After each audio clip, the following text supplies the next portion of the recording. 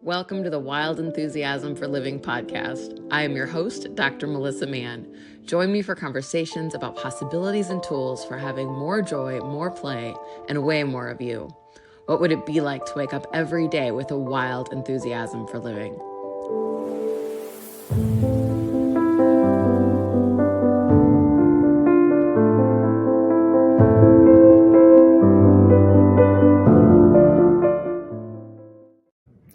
Hello and welcome to the Wild Enthusiasm for Living podcast. I'm your host, Dr. Melissa Mann, and it has been a while since I have done a podcast, and I am so excited to be back here with you today talking about a topic that has been up in my world personally quite a bit, and in a lot of other people's worlds, a lot of my clients' worlds, different things that people have been looking at in their lives. And I called this the willingness to walk away. And this comes up for people a lot in jobs, in relationships, in organizations that they've been a part of, and looking at for their life, like, when is it time to walk away and how do you know? And what if it didn't have to be this like big, dramatic, tumultuous thing, which is what people often make it, no matter what you're leaving, it often has to be this like bad breakup. People leave jobs that they hate, and people leave relationships when they're miserable. And, there's all of these sort of like really negative things about leaving. And I actually think that that's why a lot of people stay in places that no longer serve them, because they don't have a strong, visceral reason for leaving. So they're like, well, it must not be that bad. If I don't hate it, I guess I can handle it. I guess I can deal with it.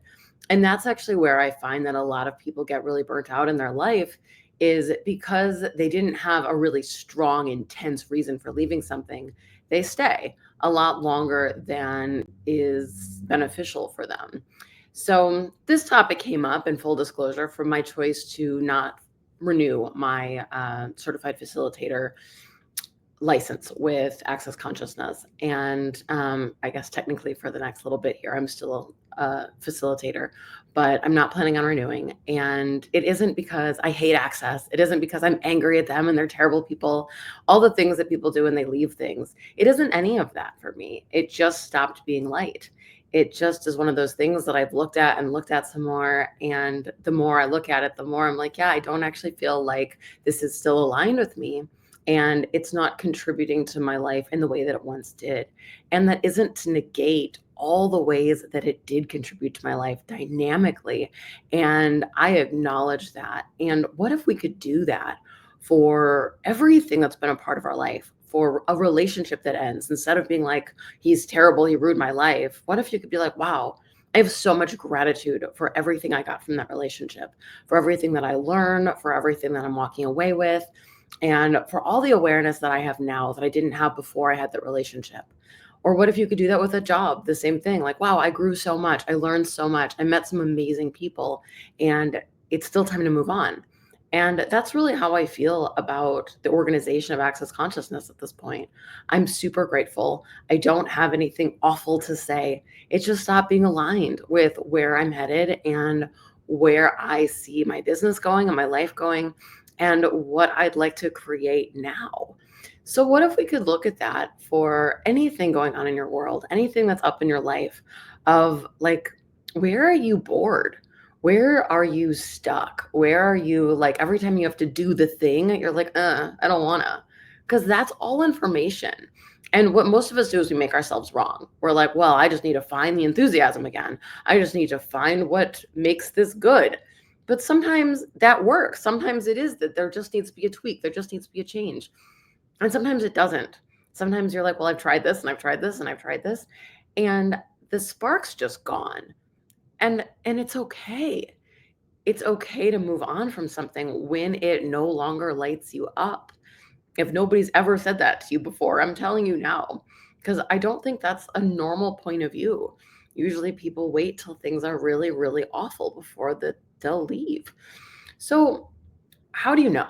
How do you know when something is kind of done?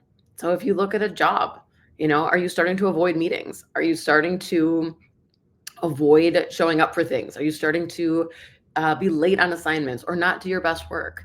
That's a really good indicator. I know when I left my corporate job, all of those things were showing up for me at that time. I wasn't showing up as the psychologist I wanted to be. I didn't want to go to meetings. I wanted to sort of hole up in my office, keep my door closed, and not interact with people. But that's not how it started. It started where I was really enthusiastic and I wanted to be at every meeting and I wanted to have an input.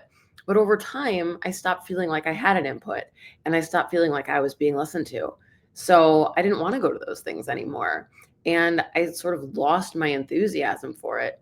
And that wasn't, a one day thing. It was an overnight thing of sort of over and over again talking to supervisors about what needed to change, what I thought needed to be different, how I could be happier in my job. And I tried lots of different things, but every single thing went unheard, unlistened to, and nothing changed. And that's when I was like, okay, I guess it's really time to leave now.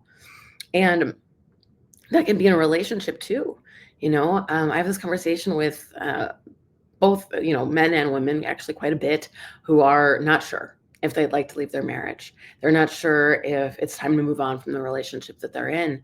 And, one of the things we look at is like, are the things that you need from this relationship something that this other person can give you?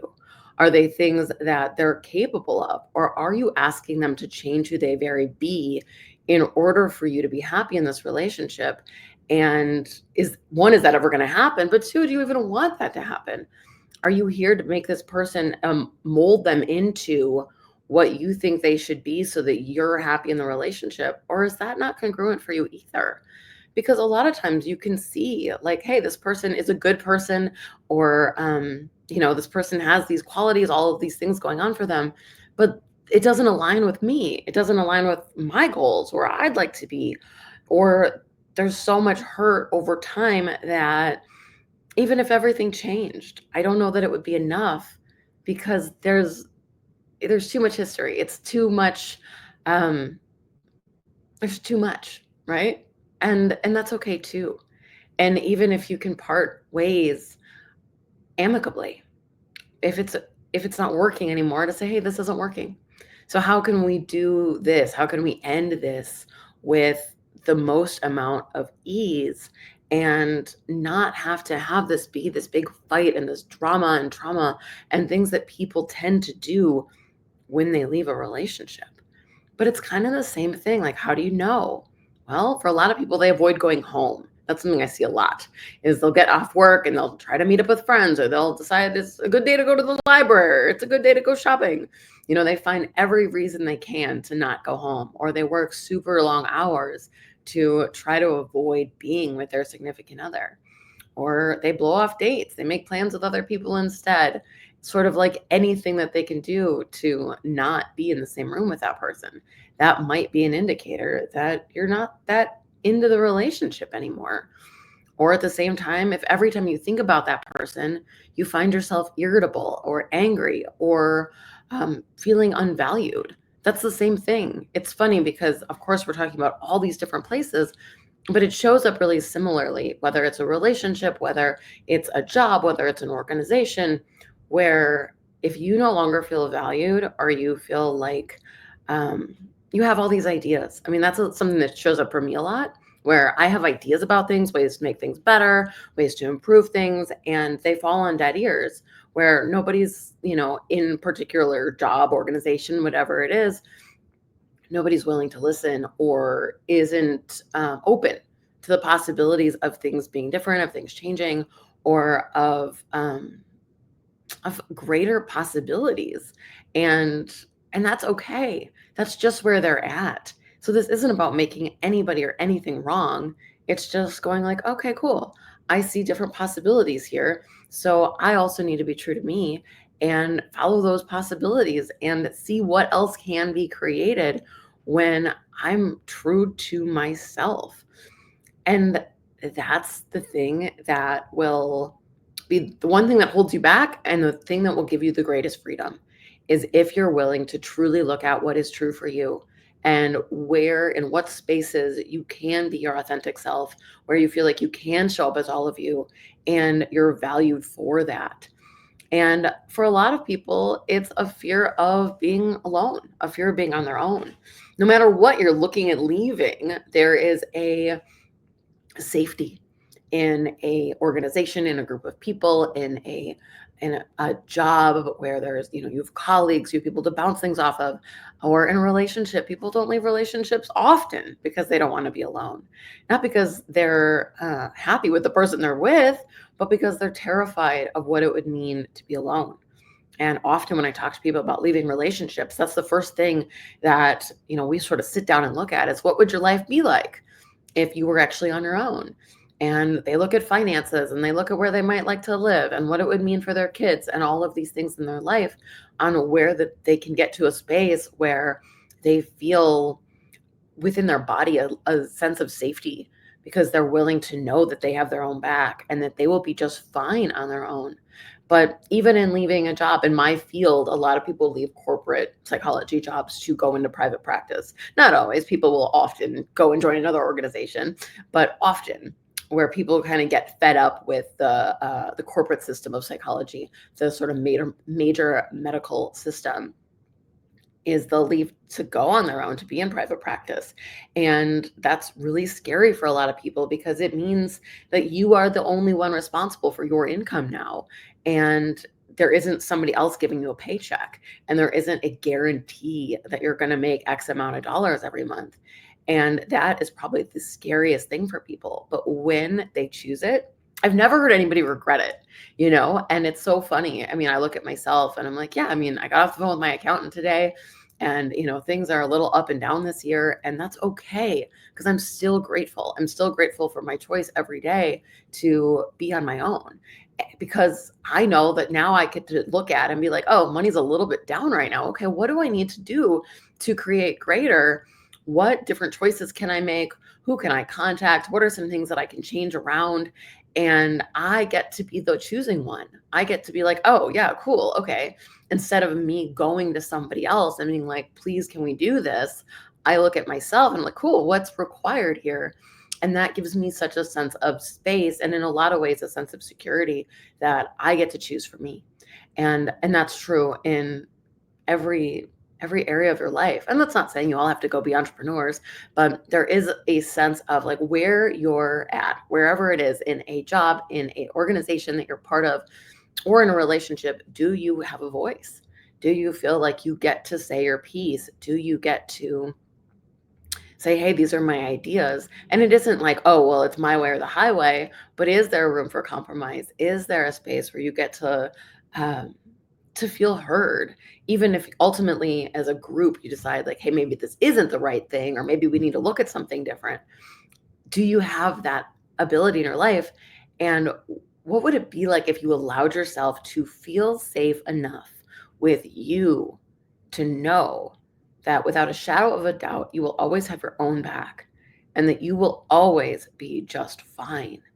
And that's where I really work with people to get to, is to know that no matter what, they will have their own back and they will be just fine. But that fear of being on your own is something that is um, perpetuated by the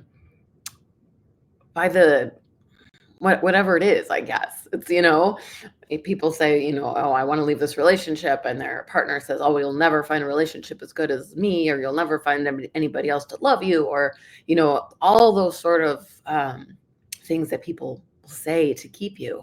And, anytime I ever quit a job, I was always met with the like, oh, well, you'll never be treated as well. You'll never be as happy as you are here. I mean, I look at all the jobs I've left and all the exit interviews. Um, and every time it was the same message, and it was always untrue. And, I look at even any personal development organization I've ever been a part of, there's always been a like, your life is greater because you're a part of this. And if you leave it, your life will not be as good. You won't make as much money. Things won't turn out as well for you, as a message across the board. And I believed that many times. And what I've learned time and time again is that when I'm willing to have my own back, it's just untrue. That I really am able to create my life as greater. And that works for me. So, where is fear holding you back? Where is the reason you won't leave something that isn't lighting you up anymore, that has become irritating for you or boring for you, but you won't leave because there is this fear that whatever's on the other side is less than scarier, everything's going to fall apart? And would you be willing to toy with the idea of being able to catch you? Because we're always looking for that safety net. We're always looking for somebody to catch you on the other side, to make sure that if I jump off this wall, there better be a net below to catch me. And if I can't see it, I won't jump. And what would change in your life if you were willing to know without a shadow of a doubt that when you jump, you will fly, that you won't ever need somebody else, something outside of you to catch you, but rather you know for you that you will be just fine because that is a choice that you're making. The thing is whatever we believe is what gets created. So if we're like, I can't do it on my own, everything's going to be a mess, my life's going to fall apart, that is what gets created a lot of the time. I watched it happen where people are so afraid that they create their fears. And if instead of that, you are like, yeah, this is scary. I am, nervous about what's going to get created. But I know that if I walk away from this thing that no longer works for me, that I will be just fine because I have faith in me. And where can we start to cultivate a sense of love, a sense of kindness, a sense of compassion for ourselves that maybe you haven't allowed yourself to have before? Something I've noticed for me in the last few months is this softening that, while always having my own back, I think I've often done it from control and from fight, of like, I will fight things to have my own back. But instead, there's been this different space of compassion and kindness and dropping into my heart, which is really new for me. I've done a lot of head stuff and I've done a lot of um, even like crown based chakra stuff, which is amazing and opens you up to the universe of possibilities. But I've absolutely negated my heart. And something that I'm really starting to play with more is like dropping into my heart center and getting a sense of like love of, I was taught for a long time that love equaled judgment. And that even like looking at the topic of love, I was like, oh, that's ooey gooey. I don't like that. I'll talk about gratitude all day, but love feels like, ooh. And I'm starting to look at something different now of like, oh, but like if love didn't mean judgment, if the love for yourself didn't come from judgment, but if instead it came from that space of kindness, from the universe, from source, whatever you believe spiritually, and you allowed that to spark something deep within your heart that started to create a light from within, that is a totally different space to live from.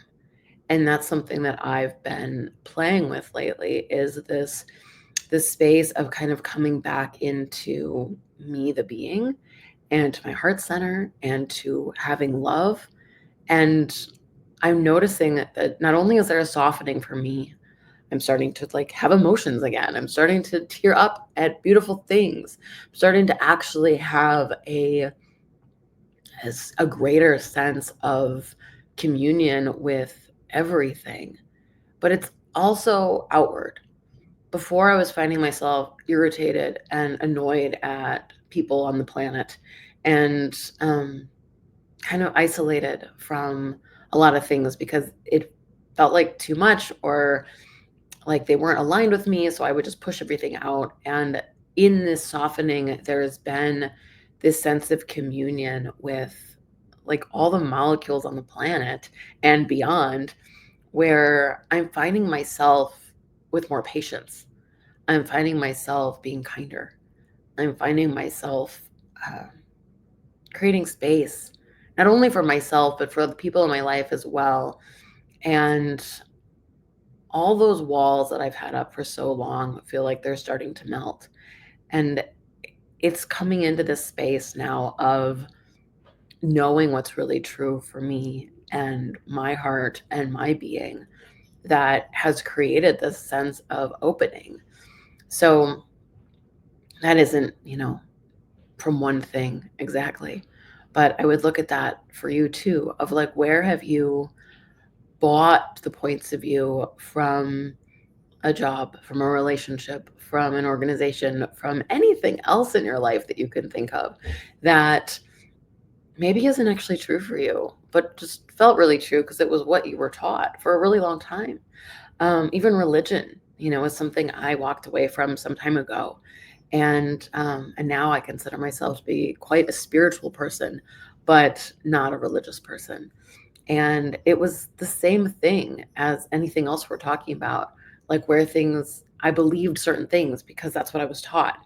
And then when I walked away, I was like, oh, but there was so much judgment in that actually. And so many smoke and mirrors where we say one thing and we do another. And all with the justification of the religion, sort of as uh, the reason for why things were.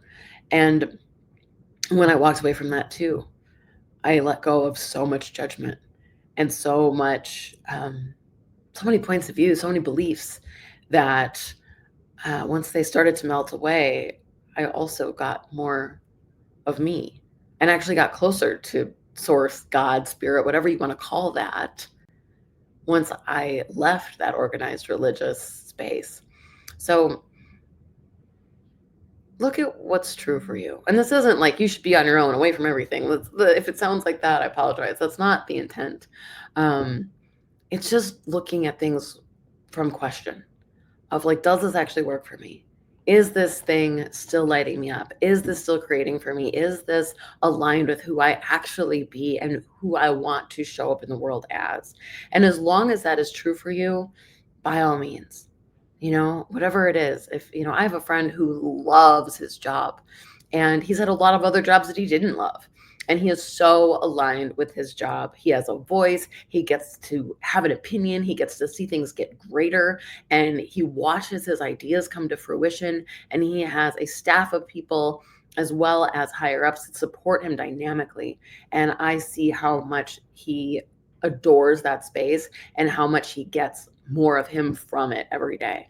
So this isn't about like leaving all jobs and working for yourself or leaving all organizations or religious doctrines, whatever that is. It has nothing to do with that. It's where in your life are you not willing to walk away from things that are no longer creating? Where are you not willing to look inside of what's true for you and negating you for something that somebody else outside of you has told you or taught you?